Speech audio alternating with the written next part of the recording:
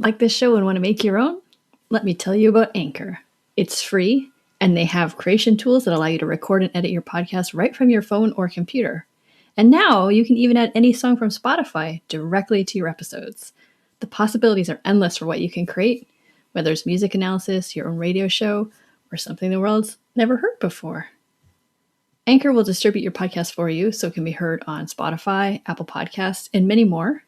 And you can also make money from your podcast with no minimum listenership. It's everything you need to make a podcast in one place. So download the free Anchor app or go to anchor.fm to get started.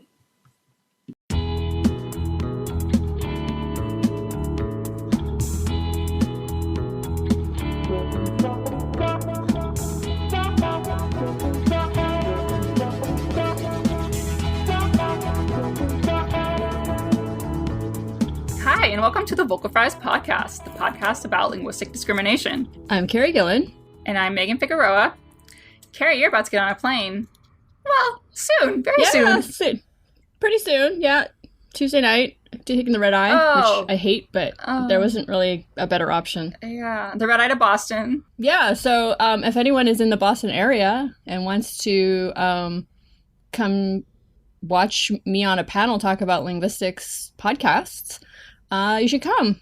You can go to soundeducation.fm for more information. Very cool. There's a couple other... you'll be on the panel with a couple other people that our listeners might know. So that's cool. Yes. So I will be on a panel with Ray Belly from Words for Granted, Helen Zaltzman from The Illusionist, and Gretchen McCulloch from Lingthusiasm. And then also Mark Sundrum, who will be the moderator from The Endless Knot. So very cool. Yeah, The Endless Knot interviewed us. That was fun. That was fun. Yeah.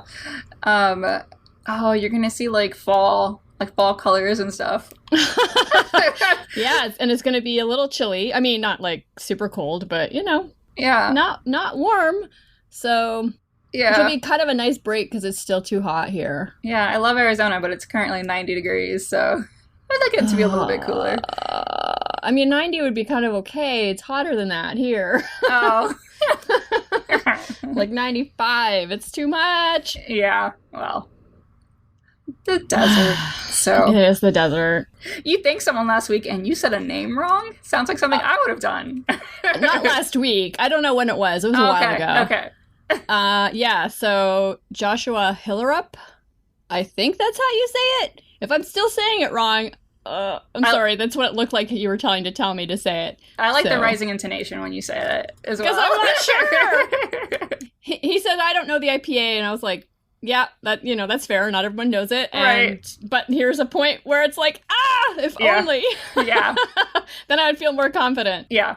Apparently it's a Danish name, so that's kind of cool. Oh, very cool. Yeah. No one should feel bad or guilty about ever telling us if we say your name wrong, because it's definitely the least we can do. The least we can do is say a name correctly.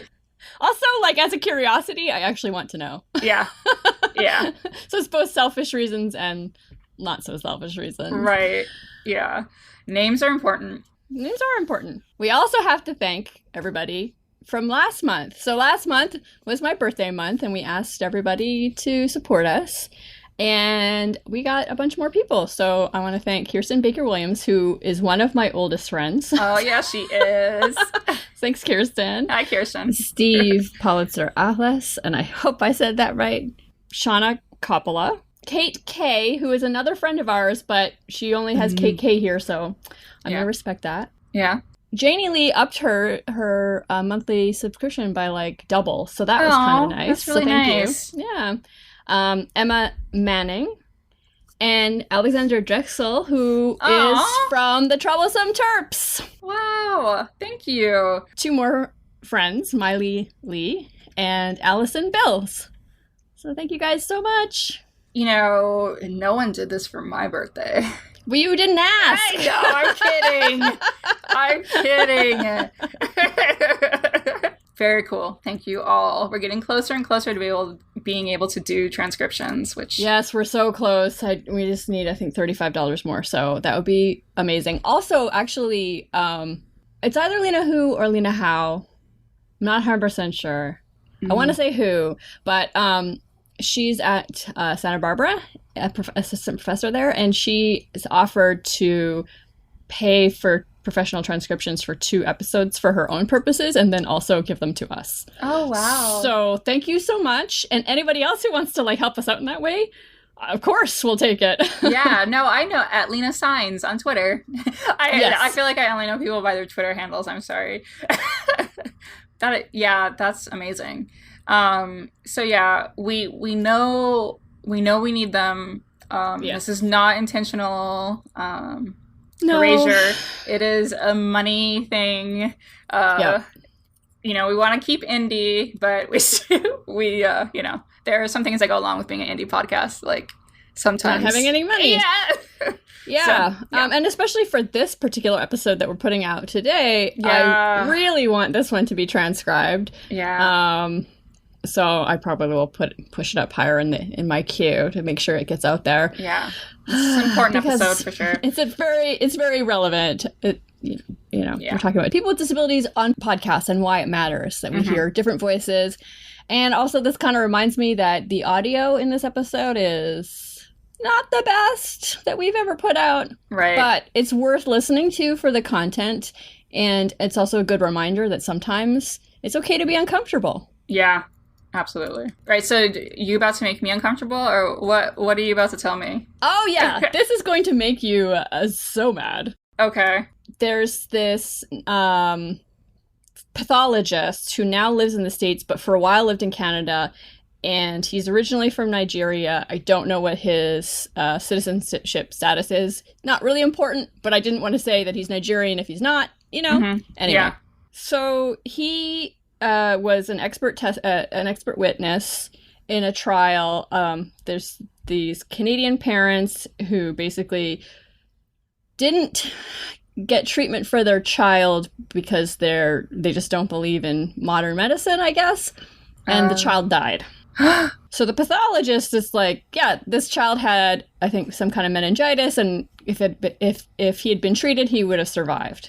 So this took place in Alberta, and the judge said some bizarre things about Dr. Bamidele Adiagbo. I'm sorry if I pronounced that incorrectly.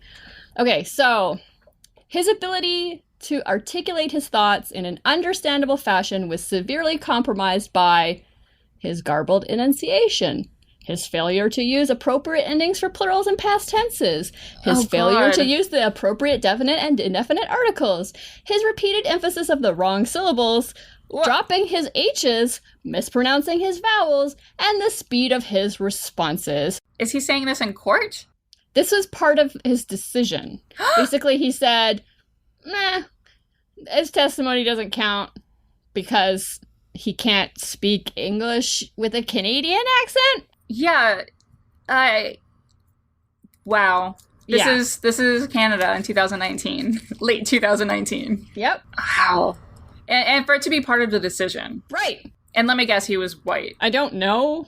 But I mean, just like anti-blackness as well. That is just jumping off those words. Wow. But like emphasizing the wrong syllable. What? Like... Yeah, he's probably got somewhat of a British accent too, if he's from Nigeria. Like, that's probably the first English that he learned. And so there's going to be different pronunciations and different syllables that are stressed than in North American English. I've just never heard anyone say that.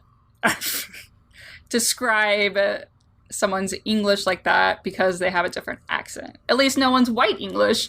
You know, it just feels like very anti-black. I don't know. Oh, it's racist. For sure it's racist. Yeah. But my point is, saying that, it's racist precisely because I'm sure part of it is he's got a British accent or partially British accent, and like that's going to influence the syllable stress system, and that's fine. No, definitely. But does that normally upset Canadians? No, a British accent. Right. That's my point. That's my point. Yeah. Okay. Yeah. Yeah. So that was tweeted at us by Gila Gomeshi. I wonder if this judge has done similar things in the past. You'd have to think Probably. I mean, almost always, if the judge does something really bad, there's usually like other examples of them doing the same thing before. But this just seems so egregious. And like, I don't even know. I think the pathologist had given expert testimony like 30 times, and this was the only time that anyone commented on it. I think, at least in my small amount of Googling that I did. I mean, it's so ridiculous. Like, you shouldn't have to be a medical doctor to be taken seriously, but even that won't protect you against anti-Blackness. No. You know, it's just like so egregious. It's like, he is an expert, right? That's the whole point. That's why he was on the stand. Yeah, exactly. And so how do you attack him other than being like, well, you just don't know English? He can't attack his medical expertise. Right. Because he probably doesn't understand enough about medicine to do that. Right. Anyway. And also if he did, then he'd have to attack everyone who got their medical degree from the same place. You know what I mean? Like, it would just have all these knock-on effects.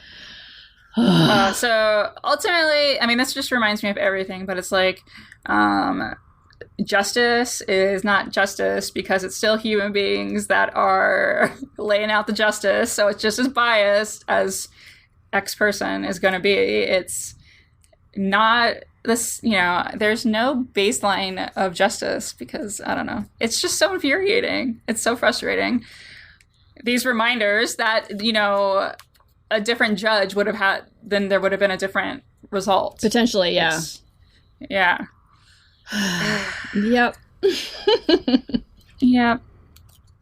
Yeah. We really need to do one on linguistics in the law, discrimination in the law, because this is happening all over the place. 100%. And, you know, I tried to see if I could contact the pathologist to talk to him about this. And actual journalists have tried, and he doesn't want to talk about it. Yeah, I don't blame him. Yeah, me either. Maybe one day he'll want to, but I totally understand not wanting to talk about that. Yeah, I mean, he's like his whole all his expertise is just like completely ignored because he has a quote unquote foreign accent. Right. Yep. Well. Yeah. All right, well, welcome to Canada. No, I'm just kidding. Yeah. Well, I mean, yeah, welcome to white countries. Yeah. Just in general. Yep. But yeah, so today we're talking with Alice Wong and Nina G about having different kinds of voices, particularly voices of people with disabilities on podcasts. Yeah.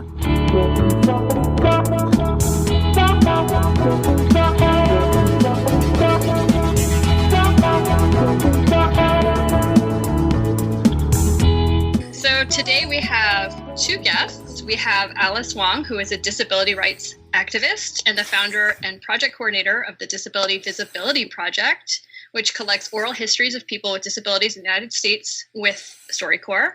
She's also the host of the Disability Visibility Podcast and works on disabledwriters.com, which helps editors connect with disabled writers and journalists, #CripLit for disabled writers with novelist Nicola Griffith, and #CrypTheVote, an online movement encouraging the political participation of disabled people. Yeah, we have Nina G, who is a comedian and the author of Stutter Interrupted, The Comedian Who Almost Didn't Happen, as well as the book Once Upon an Accommodation, a book about learning disabilities. Thank you both for being with us. Oh, thank you for having us. Yeah, thanks. It's great to be here. Yeah, it's great. Thank you. We have many questions. Yeah. So maybe we'll just start with sort of like the big picture. So you both have a disability or disabilities that affect your day-to-day life. And maybe you could explain to our audience how they have affected each of you. So let's start with Alice. Okay, sure. So I was born disabled. I have neuromuscular disability, which means all of my muscles are affected. And, you know, as a child, I could walk, and it's a progressive condition. So, you know, over time, I used a walker, then I went to a wheelchair, and then I used a power chair by the time I was around 8. And, you know, throughout my life, I've had to incorporate other kinds of technology and kind of different ways of adapting to life as my body has changed. And, you know, for your listeners, I might sound a little different because I am wearing a mask over my nose. It is attached to a machine called a BiPAP machine, and it helps me breathe. So basically, at this point in my life, as someone in their mid 40s, my diaphragm muscles are much weaker now. So that means I need more support to breathe, and this is just my new normal. So that's where I am right now regarding my disability. And you haven't had to have the BiPAP machine your whole life. That's a newer addition. It is. I used to have what is thought of as sleep apnea when I was younger, and that meant you would stop breathing in the middle of the night, which was not good. That's because of my diaphragms were so weak, and I basically used a BiPAP at night for decades. But then, as things got weaker over time, I started needing it full time. So the whole full time usage of the BiPAP, started about 5 or 6 years ago, and that was quite an adjustment because that meant in public when I'm out and about, I'm wearing this thing, and it definitely changes the way people perceive me and also the way people communicate with me. Right. Yeah, so we'll definitely want to get back to that. Yes. Yes, but Nina, will you tell us a little bit about yourself? Sure. I stutter and I have language-based learning disabilities. Those first started to manifest when I was about 2.5, because at 2.5, where most kids were starting to say their first words, I started to chirp. And so for chicken, I would make this noise. And for cheese, I do something like, my parents were like, maybe that's not a normal part of the development. And so that is when they got me checked out at Children's Hospital, and I started going for speech therapy there. And what that was an early sign of a central auditory processing disability, which then eventually turned into dyslexia once I was exposed to written language. And when I was 8, that's when I was first identified as also stuttering too. I think I probably started to stutter earlier, but I don't know if people caught on to it. So for me, I think that is the gist of it. I mean, I still have dyslexia. I still stutter. My stuttering right now is a little bit less than it is some weeks, and you never know how or why or when or whatever. But yeah, the dyslexia is always there, and just like the stuttering, on some days it's there a lot, some days it's there more. Yeah, and I gotta say, I work with children learning language, and children are so creative. I mean, they find ways to communicate, and so hearing you talk about how you would communicate is just another example of how brilliant children are. So that's very cool to hear. Yeah. So one of the reasons we wanted to have both of you on was to talk about, the lack of voices, of certain types of voices in media and in podcasting. And I know that, Alice, you have your own podcast, but it's still somewhat unusual to hear someone with a BiPAP machine on any kind of media. So why is it important to hear both of your voices? Again, we'll start with Alice.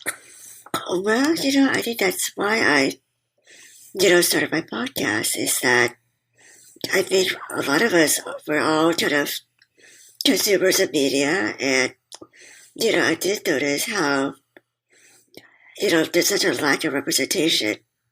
We think about diversity, we think about culture, we think about race, gender, and, all these different groups. But, people with disabilities are still kind of left out, or just forgotten, or just, purposely excluded. And I feel like a lot of it is due to this, systemic ableism, this idea that oh my gosh, like, disabled people make me feel uncomfortable.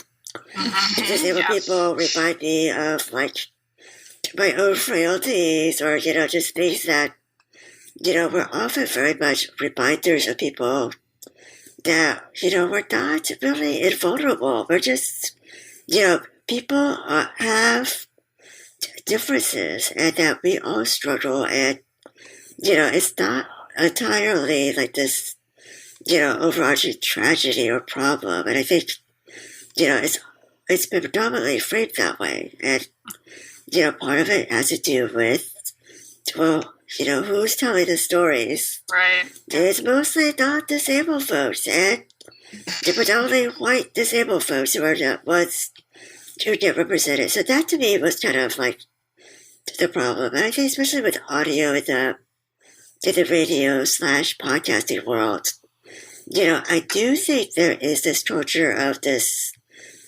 this idea of let's make things as smooth sounding and as, what is the aesthetic, right? What is the aesthetic, and what is the normative idea of what makes good tape, right? And I think that's, as I started getting into podcasting, I read all this stuff about, what podcasters should and shouldn't do, and like, I was like really intimidated. I was like, I did a lot of research before I wanted to do it, because I thought, first of all, I need to figure it out and learn my skills.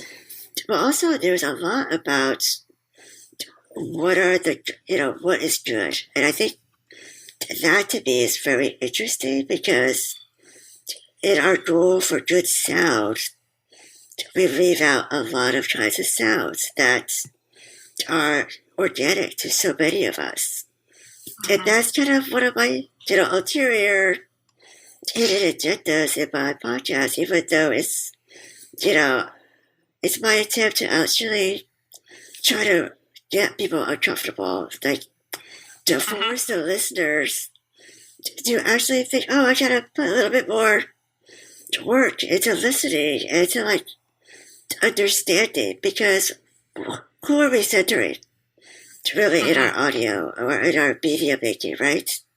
And that to me is important to really challenge that. And I think as a baker, I would love to see more disabled people who are getting involved in all kinds of media, because not just to be the interviewees and the objects or the subjects, but the actual people in control of producing, editing, hosting. I mean, it's like, I think we still see there's a lot of disabled podcasters out there, but I want to see, one of us in a syndicated show, or one of us on a major podcasting platform or network. I want to see one of us on NPR, goddammit. It's like, Yeah.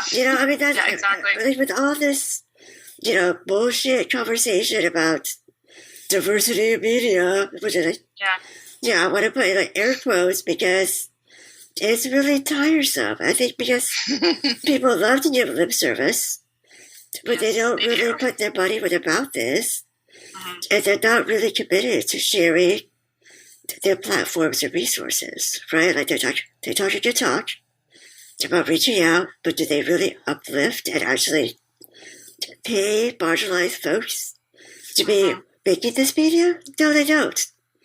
And while podcasting is great, that like is somewhat democratic where anybody can basically do it, I really want to see somebody really break out, to be a breakout and be in the mainstream, because I feel like that's kind of the bar is pretty low, right? Like that's like I really want to. It is so low. Sorry. Oh, it's so fucking low. It's so, Okay. but I mean, I have like big goals in terms of like, I want one of us and a bunch of us, not just one, but a bunch of us to just like infect the entire radio / podcasting world. So that's my own personal kind of grand plans of world domination. Well, hopefully we can help you I do know. that. Yes, I'm all for your plan of world domination. Absolutely. Join me, Vocal Fries. Join me. We shall rule the universe. How about you, Nina? Well, why is it important for people to hear your voice or voices like yours? I mean, my theory, and this is around comedy, but I think it goes across a lot of different platforms and a lot of different entertainment disciplines, that the only comics that you really see on TV, on like HBO specials or Netflix specials, are white dudes who have disabilities. And not to take away from comics like Brad Garrett and Josh Blue, but and also comics on America's Got Talent, but they're all white dudes. And what I think it is that the media thinks that you can only be one thing. That if you are a woman, or you are a person of color, or that you're queer, like, people's heads are just gonna explode if you also have a disability. And so I think it's really important to have more than just that white male perspective on disability. And I think that enriches the comedy experience too. And I think comedy is a really interesting way to learn about people. And I know that that's how I've learned about the world, is through comedy. Because it's a way to absorb people's experiences and also kind of enjoy the process too. Mm-hmm. And I know for me growing up, I mean, I don't have a podcast, but I'm on a lot of podcasts. But for me growing up, and Alice she has heard all of this, so she knows. I am also in my mid 40s, or I'm probably a little bit older than you, right, Alice? I think so, maybe. Yeah. Yeah, sure. Growing up, when I was 15, I found the Howard Stern Show. And that was the first time that I saw anybody who talks like me on TV in a real, true, and genuine way, because he had Stuttering John on there, and in Stuttering John would go out and he would interview people, and he would make people very uncomfortable, both with his questions and with his stuttering. And I saw people respond to him the way people often responded to me. And I was like, oh my God, this is what it's like. And, I had this mad crush on him at the time and all of that stuff. And what I always say is that when a disabled feminist says the only place she ever saw herself on TV was the Howard Stern Show, right? I was thinking, do a better job. Okay, we need to do a better job. And that's why I really appreciate podcasts and YouTube and do-it-yourself kind of things, because, it's my book. Sorry, I don't mean to plug my book, but my book's Stutterer Interrupted, which is available at your independent bookstores, as well as Amazon. Yay, that one right there. I went with a hybrid publisher who is part indie, so part independent, but also I put up some of the money, because I did not want a filter to tell my story. And that is the thing, is once the media gets a hold of you, they tell you what jokes you can make about how you ought to be. And I didn't want that. And also I wanted to say fuck a lot. Alice already broke the bullshit. Oh no, yeah, we have threshold. An explicit rating. Okay. Yeah. Go for it. Go nuts. Alice started it. I'm just following up. So there you go. And I feel like Nina and I've talked about this, and I'd love to hear about what you two think, but I think of a lot of what happens in terms of the way we internalize self-editing is our own fear of what the audience wants, right? Yeah. Like that idea of how do we make ourselves palatable? Yeah. Do we have to reach the broadest audience? Is that the goal, or is the goal really just to be ourselves? And I think that's a very real tension for any artist, any maker, because it's really real, right? Like you're just, I'm very deliberate about my own podcast about not only who I want to interview, the topics I want to talk about, but also, when I do edit and my other audio producers that I worked with, I really am intentional about preserving that person's personality and their voice and the way they talk, to really give the listener as much of their authentic self. Because I think a lot of what we do subtly, whether we realize it or not, we do kind of clean up how we present ourselves. And I think it's really important for us to think about, like, why are we doing this? Like, what are the internalized, values we have about how we express ourselves? And what do we, it's not only that, but just what we say, and how we say it. I mean, those two are things that are just, like, really important. And, it's taken me a long time to kind of get over this self-consciousness, not only of how I look now with this, this plastic basket tube that's attached to me, and the way I sound, because it's not really smooth. Like, because there are times with the machine's breathing for me that I kind of have to stop mid-sentence. There's like pauses. And, when I first started being out and about and using this, even though it's, giving me a lot more energy, I could breathe. That's important. But, I really had to get over myself and just throw myself out there. And it's really been really difficult, but it's really, again, all about claiming who we are, which is, I think, a total, like, it doesn't happen overnight. It just, like, takes a lot of, it takes a lot of work in terms of either embracing your voice, your natural voice, or the evolution of your voice. And I think there's a lot of gendered aspects of that, too, right? That as, women and people who don't identify as men, gender non-conforming people, that there's, something about our voices and how we talk that we really have to embrace and not feel ashamed or embarrassed or try to make ourselves more kind of acceptable based on what we think is standard sounds.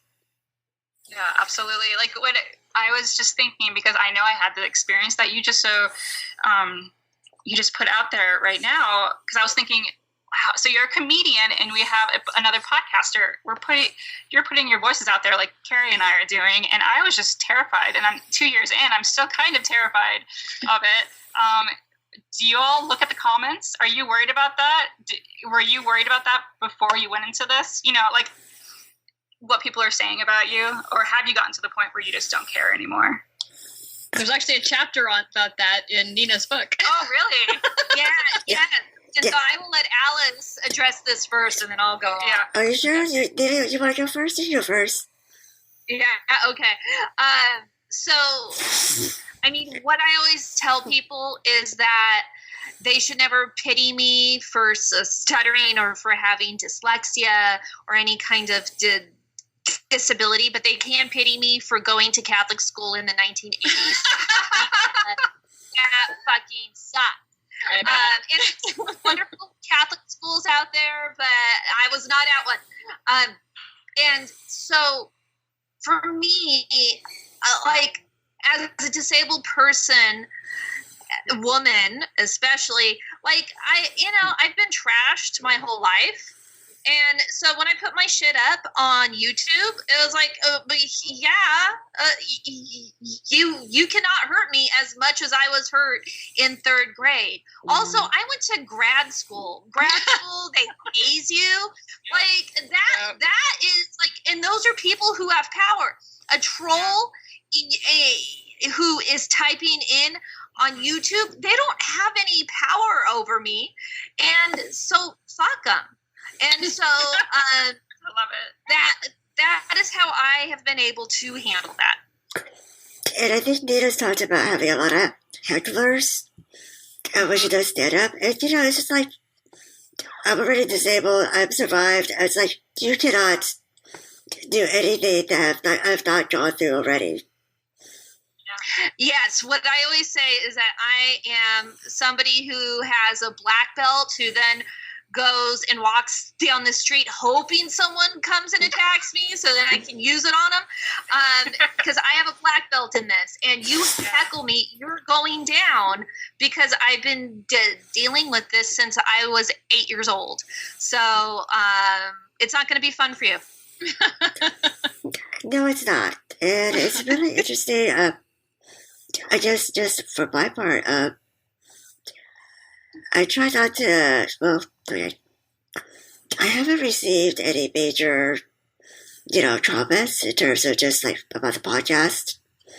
I do, since I am active on Twitter, I do get the odd traumas off of that. And I think, what's interesting is that, with when I first tweeted with you all, there was somebody who replied who at first complimented me, like, I thought there was a compliment on Twitter about my voice, and then she ended up started replying more about, like, I'm a nurse, and, I'm very concerned about your voice, and, like, the way, if I just heard your voice, I would think that you're in respiratory distress. And, she just made this really bizarre leap, and she identified as somebody who uses a CPAP machine, which is very similar to, and yet she kept going on about, like, well, for most people listening to you for the first time, they might think you're in distress. I'm just like, where the hell did that come from? Because, most people, within like the first few minutes, they know this is who I am. This is just like my natural, like, this is what you're going to get. Like, and it's not, if I needed help, if I was in distress, I would be telling you this. I just, And You want to upload a podcast. Yeah, exactly. and she said, like, I said, like, I was gasping.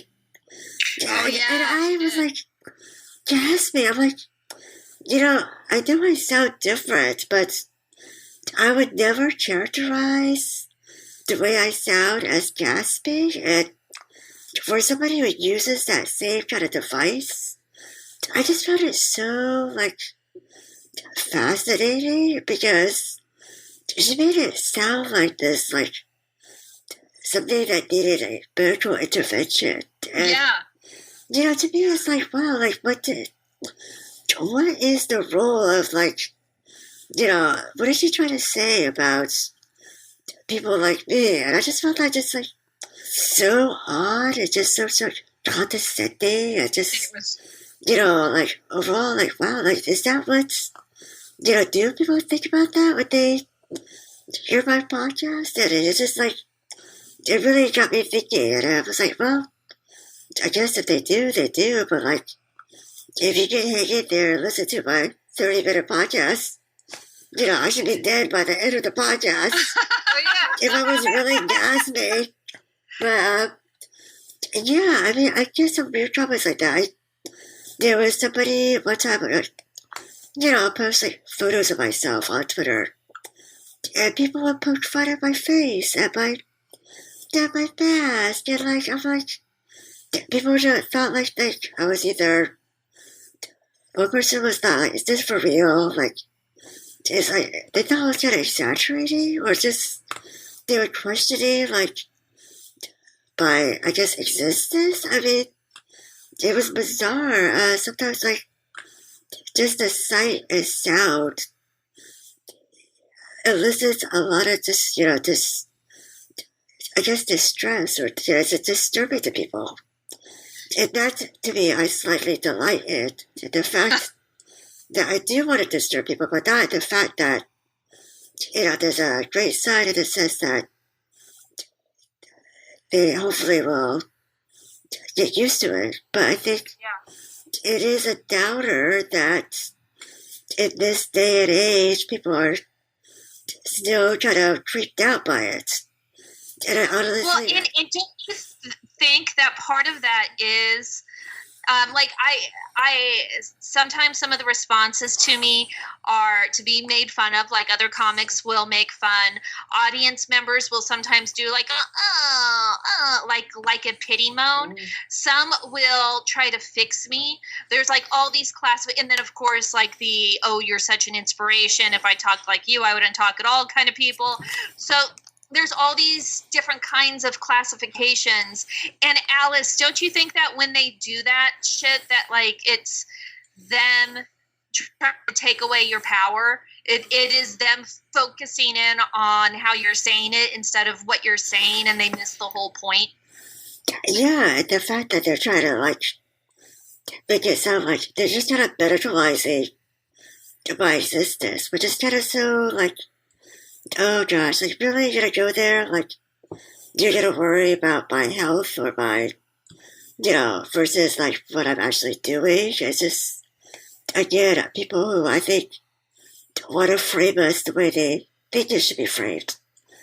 And I think as artists and as makers, we're trying to reframe and be as unapologetic as possible about who we are and just what we care about. And that to me is a challenge, right? This kind of learning curve for folks who are still used to very much mainstream ideas of what is normal, what is good. And I think that's always a great kind of, conflict. Well, it goes back to how important it is to have different voices in media. Mm-hmm. I mean, the people that are controlling the narrative are perpetuating these ideas. Like, if you see, like, I'm thinking about what I've seen in movies about if there was a person who stuttered in a movie, it was pointed out as something that was a problem. It wasn't just a character that stuttered.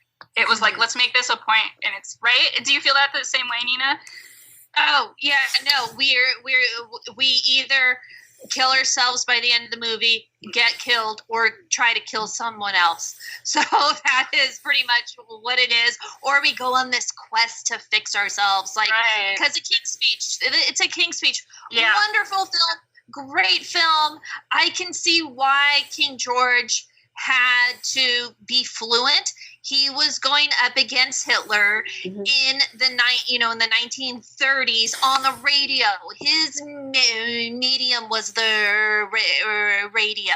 Like, to me, that, it's that context is fine for that. And also was written by a person who's a stutter. So I think that it had some insight there. But that and Porky Pig are the best images I've seen. That's right. Yeah. I mean, that's and again, white men. I assume Porky Pig's white. Well, Pig, right? Pork is white meat, so pork is white meat. So it is the other white meat. You're exactly right. So let's put it there. And I also notice how in a lot of movies, stutterers are the villains, right? Like they're such bitter, evil people because they had to struggle with their stutter. It's just either that or they're the butt of the joke, right? They're often used completely as the butt of a joke versus the one making the joke. And I think that's a really interesting thing too, that for so many disabled characters, often, again, played by non-disabled people, which is problematic. But oftentimes, we are the sidekicks or, just like these objects or symbols, these kind of devices that helps the protagonist, right? That really is not about the person who's actually disabled. So there's a whole lot we could talk about. That should be another episode. Yes. Well, I was just thinking as you were talking that, like earlier, that really what she was trying to do was make you out to be an invalid. Like she was just trying to make you into this sickly thing, and then she could nurse you to health. Like, it's all about her needs and her idea of what you are. And then also invalid also means invalid. Mhm. I think that is really like, oh, you are invalid. Yeah. And your voice should not be heard. And that is the thing, is that when people do, even when they do that inspirational shit, it's still like, it's still othering us in a way Worse. that Mhm. it is just really uncomfortable and dismisses us. Yeah, and I didn't really want to engage with her too that much because, frankly, I just don't want to. But I think, I did have other folks reply to her say, they're questioning her and just sharing their thoughts about my podcast or my voice. And I think, there's another, level of, especially people who have this concern, right? Like, Concern troll, yeah. right, concern trolling. It's like, I'm only expressing, like, I'm just worried. I'm the good guy, Yep. right? Like, I'm the one who's concerned and just worried for you. So how dare you, react in a way that's, but not gratitude. Yeah. That to me is also, I think, whether the person is disabled or not, it's really, based in ableism, the sense of, oh my gosh, like, do you need help? Or like, and all that kind of concern stuff, makes it sound so benign. But a lot of concern, a lot of this kind of condescending kind of care, this feedback that's like unsolicited for the most time, for the most part. It is really harmful, Yes, absolutely. It really Is it more hurtful because it was someone who was in the medical community? I feel like that's particularly disheartening when you can't even. Oh, I think it's expected. Yeah, there's a lot of that stuff, yeah. But the fact that she also used the same device, I thought at first, there's no solidarity, and it's really odd. But I think again, you can't ever expect. I don't ever expect folks to like 100% accept me, but that's okay. I mean, that's why I do what I do. But I guess again, it never ceases to amaze me the amount of like weirdness that comes out for folks sometimes. Yeah, there's a lot of that stuff, and like, yeah. When it was interesting when I saw that interaction, but I didn't know what to do. Like, I didn't want to like save you or like, you know what I mean? And so I just let the conversation go. But she just kept like digging in a bigger hole, and I thought you handled it very well. But anyway, Yes. So Nina, you talk about stutter splaining. So what's the most annoying way that you've been stutter splained? Oh, I mean, I think there is the everyday stuff of telling me to slow down and breathe. And what I always say, and I think Alice has demonstrated this in her last example, is as soon as someone meets someone with a disability, they suddenly have a PhD in the thing they have, and they have to share every NPR segment that they ever saw on your particular thing. And once I had someone say, I heard this NPR thing where that people who stutter don't stutter when they talk to dogs. And I'm all, I don't, what?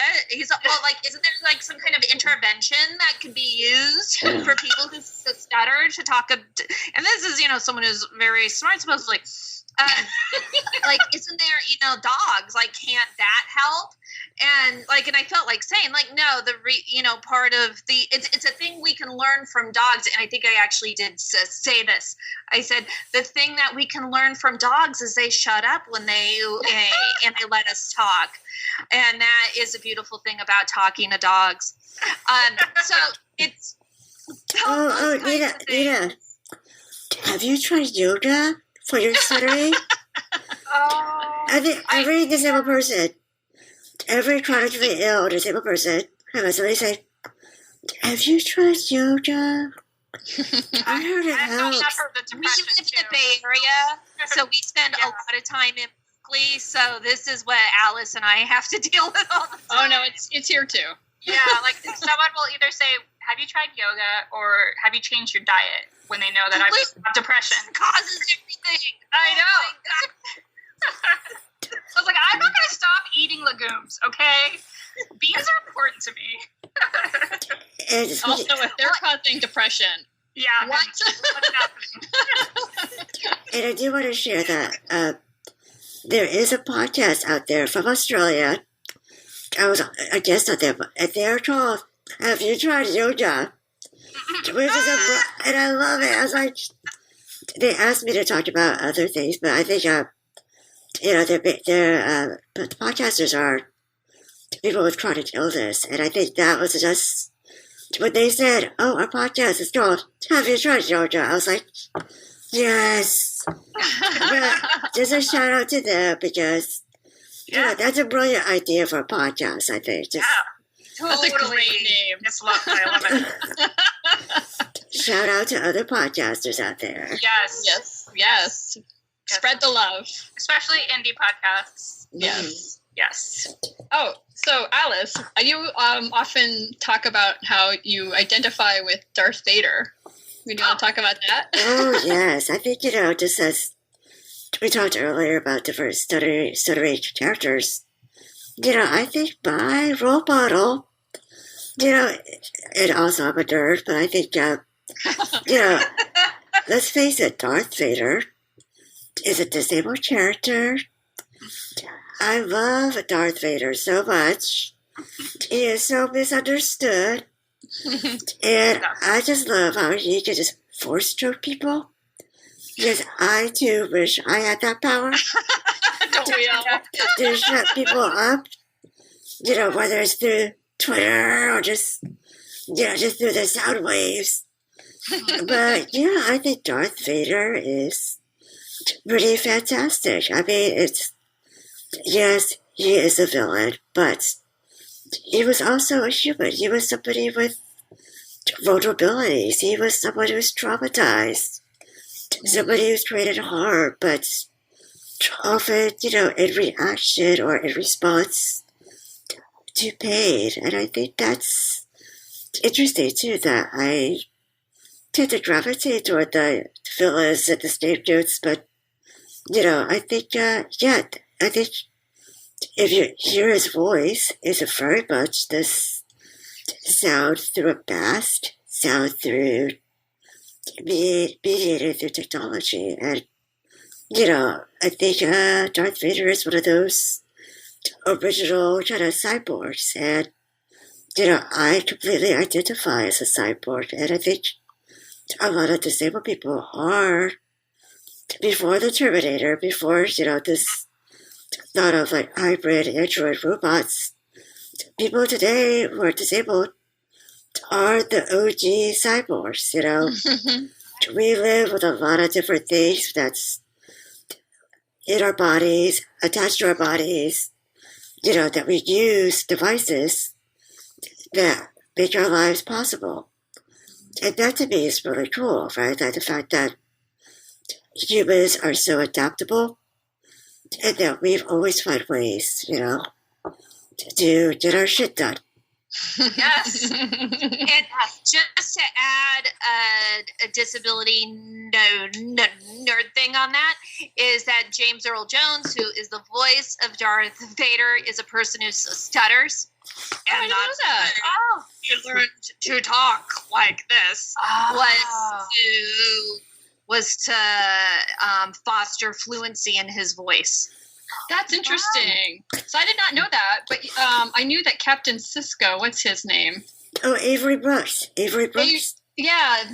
Avery Brooks. Yeah. He apparently has Tourette's, and he had to learn to slow down his speech so that he could. Yeah. Oh, I love that. Okay. Yeah, cool. me too. So there's two black men. It's not just white men. Yay! Yes. Of the Star Trek, Star Wars genres. I love it. Mm-hmm. No, I like both. So. Me too. Yeah, I was going to ask who that was, but I'm guessing it's Star Trek. That's why I don't know. It is. DS9, and you should watch it. Oh, DS9 is the best. I think DS9 did this generation, but yeah, DS9. Sorry, I just had to go there. Sorry. Dirty out. Dirty out. Dirty out. So, so Nina, you also bring up the difference, or the fact that some people prefer stutterer and some people prefer a person who stutters. And you also talk about, for you, there's like different contexts of use. So maybe you can tell us what those contexts of use are for you.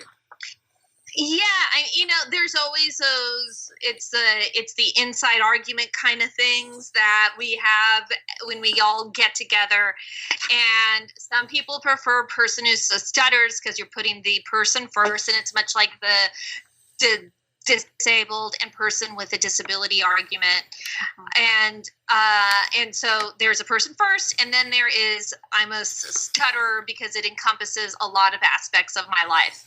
And for me, I'm good either way. I'm not too picky about it, but I know when I present to people, like in the medical profession, like let's say I was doing a training with that Twitter person that Alice was talking about. Yeah. I might use person first language because they are not getting past my disability. So depending on the situation, I might use one over the other. Mm-hmm. It does a lot of like code switching. I mean, basically, yeah. We live in different worlds. We're navigating different worlds, and it's like as disabled people, when you're gonna. If you're too real for some people, it's just gonna go over their heads. Like they're just not gonna be receptive. Mm-hmm. So you have to approach them in a way. Unfortunately, sometimes you do have to kind of adjust, and these are calculated choices. And while I think with at least with the podcast, with my podcast, I try to be in as much control as possible. But I think when you're kind of outward facing to a specific audience, you do sometimes have to make those choices, and it's a very kind of real thing. Is that something that you would want people to ask? Which language do you prefer, person first or disability first? Is that what it's called, person first versus disability first? Identity first, I guess. Identity first versus person first, right? Yeah. So I think it's a bit nice that there have been a few times where journalists will interview me and they'll ask me, how would you like to be identified? I'm like, oh, thank you so much for asking. Yeah, that's great. That's lovely. That's basic courtesy, but that's also kind of giving us power to how we want to identify. Mm-hmm. So I'm like, oh, yes. And like, go ahead. With the media, I've gotten to a point where it's like, call me person who stutters or is a stutterer, that's fine. Just don't say I'm afflicted. And I had somebody write like 300 words about a book reading that I was doing, and they used the word afflicted 3 times. And then there was another one who said, it's a title of the newspaper article was author and former stutterer talks at event. And it was like nowhere in any of my media stuff does it say I'm a former stutterer, but they jumped to the conclusion that why would you write a book if you weren't cured? Like there was that assumption. Right. Wow. Yeah. Wow. Or even like you're out doing a book tour and doing readings, you must be, yes, no longer afflicted. To listen to that. Yeah. Well, and there's the idea of like, what makes a good story? Well, of course, for non-disabled people, it's about overcoming. Yeah. Right? It's about this success story versus the story about the realness, right? I think that's again these very narrow ideas of what disabled narratives can be. And I think that's why Nina and I are doing what we're doing, is that there's just so much out there. There's such a beautiful complexity, nuances about our stories. It's not just about these like being a model minority myth. This like this perfect good disabled person who's learned to give be an ambassador or just give these special lessons or wisdom or overcoming their insurmountable challenges. It's a lot more than that. Yeah. Yeah. It's almost sounds like they want stories of like reform or reformation or something. Mm-hmm. Yeah. They want the cure. They want everyone to get cured. Yeah. Fix it. And they want a happy ending. They want a feel good moment. Yeah. And I think that's been the conditioning of, again, these kind of very human interest stories that we'll often see in the media about, like, disabled athletes who just learned to, walk again or swim again or run again. It's just, and while that's definitely part of that person's story, there's so much more to that. I think there's just, like, people have been conditioned to think that that's the disability experience, but it's so much broader. Well, and I'm finding with the book that it's hard to sell my story to larger venues online because it doesn't incorporate that.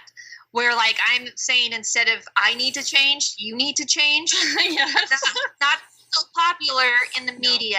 Yep. So it's been an interesting process to, like what I say is, I inspire people to change, like not like inspirational in terms of, I'm so glad that's not me. And so it's very tricky to kind of play the media so that they do tell a different kind of story, but sometimes you have to couch it in their way, which is really crappy. And it's really hard to trust a reporter because you don't know how they're going to come at it. Mm-hmm, mm-hmm. Yeah, I feel like we've had to think about that too. Like, our whole message is, no, you don't have to change yourself. The society has to change to accept however you are, however you talk. And that's not, it's not sexy. Sexy is, here's how to fix yourself. Here are the 10 tips and tricks. Yeah. Mm-hmm. Yeah. Yeah, and I think that's the bigger ask, right? And I think that's, again, when we think about the audience, like, who is the audience? Like, who are we really trying to reach? And You were asking us earlier have we thought about that? Mm-hmm. And we definitely have. And our answer is the audience is people who actually do give a shit, who don't want to be an asshole, but maybe still are. We all kind of are. We're all assholes. Yeah, right. All of us. All of us. Capable of being assholes, so we have to constantly unlearn assholeness. Exactly. Every day. So we're trying to reach the people who actually want to undo their assholery. But also you asked a question about being authentic and like being ourselves. And it's true that I do edit our podcast somewhat. I don't edit it a lot, but I edit it enough so that I take out some of the pauses that don't work, or like conversations that kind of that dead end or whatever. But mostly it's like our conversation. But yeah, like when we were deciding to do this podcast, I wanted to think about, like, we're not sociolinguists, but this is a sociolinguistic endeavor, right? And are we like interlopers in this space? That I did worry about that. So all these kinds of concerns, like, are we authentic? How do we sound? Who's going to listen to us? I did worry about it, but yeah. Yeah, and I think that sometimes that could be like something we obsess over, but sometimes I think just being focused on keeping our eyes on the prize in terms of just like continuing to explore these things and to have these really important conversations that really aren't happening enough. Yeah. Which is why I appreciate your podcast and the fact that you're calling virtual fries. I think it's just delightful. Just, when I saw the, French fry emoji, I'm like, no, these are my people. These are my people because I do love a good French fry. So, like, already that's like a bonding moment. And with the fact that, people are, we're all trying to, like, staking our claim, just, trying to push the conversation. Well, and I feel like and we really can't control what people think about the things that we put out there, because I've done a ton of jokes and people will think that I'm saying one thing when I'm saying something else, and we just have to know that once we put it out there, it'll be interpreted in whatever way, and we have no control over it. Yeah, 100%. Yeah. Which is scary, but it's also kind of freeing. Yeah. Yeah. You're like, I don't have control. But you can just do the best you can, right? Yeah. And I think it's actually good that we're not actually sociolinguists, because we are having these authentic conversations like we are right now. That's true. We're asking more because we haven't studied X, Y, or Z. We get to have people that are actually experiencing and asking how they are experiencing, not trying to put what we might assume is happening onto anything, because we just don't know. You're absolutely right. And I think it's like the academic thing, right? So, I was an academic for 20 years, and I got absorbed into that culture, and like, if you say one wrong thing, you'll get attacked for it. And I just was like more paranoid about it than maybe I should have been. Yeah. So. Oh, academia will do that to you. That is exactly it. And that's where, we could also go on and on and on about having those voices in academia, because I felt the discrimination there, and especially as someone with dyslexia, where it may not be my physical voice that is the problem, but it's my written voice. And that's why I turned to comedy, was because that was my way to express the exact same thing, but in words that were more accessible to me, even though there was a stutter. Nina, what I'm hearing is that you are a reformed academic.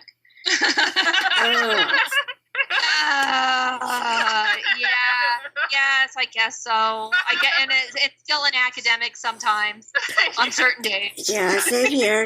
I got a master's in spiritual sociology and, did not get my PhD because of just the grind, right? Just the absolute grind.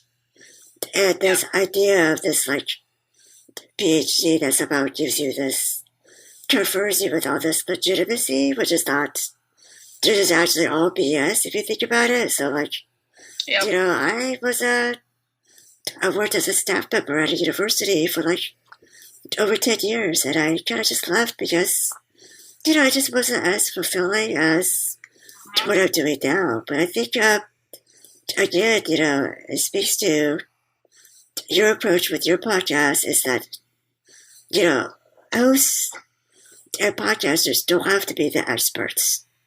And I feel like that's right. Learning with y'all. Yeah, and I feel like that's a great kind of approach because, I think just like myself, I think I want to learn from others, and I think my goal when I interview people is to give them the space, right? Like, not to center myself during the conversation, but really let them shine.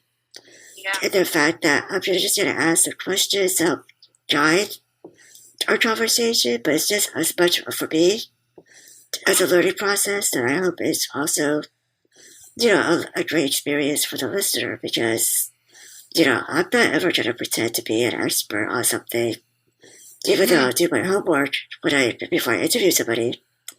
But I'm in no way as a host say that I'm a, XYZ expert.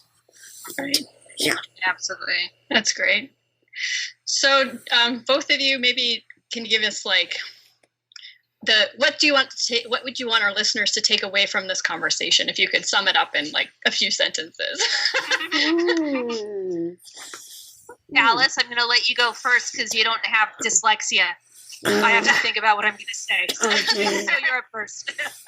Okie dokie. I would say that, I would encourage listeners of this podcast to, seek out, first of all, think about what do you listen to? What do you read?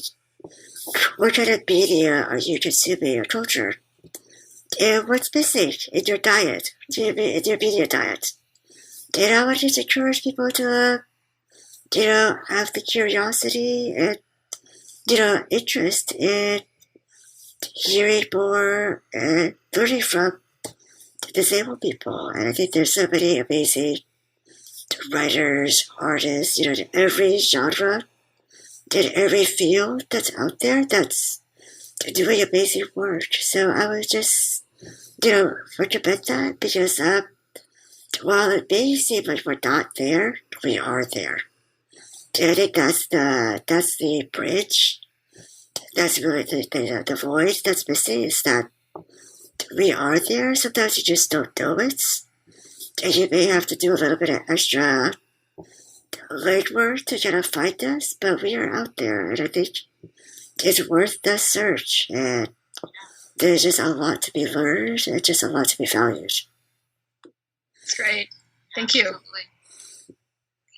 I'd like to add to that because I think our voices need to be heard. And I think a step toward that voice is to question what you think the disability means for yourself. And it's not only for people who have a disability, because we internalize these stigmas and then we kind of interrupt ourselves in that process.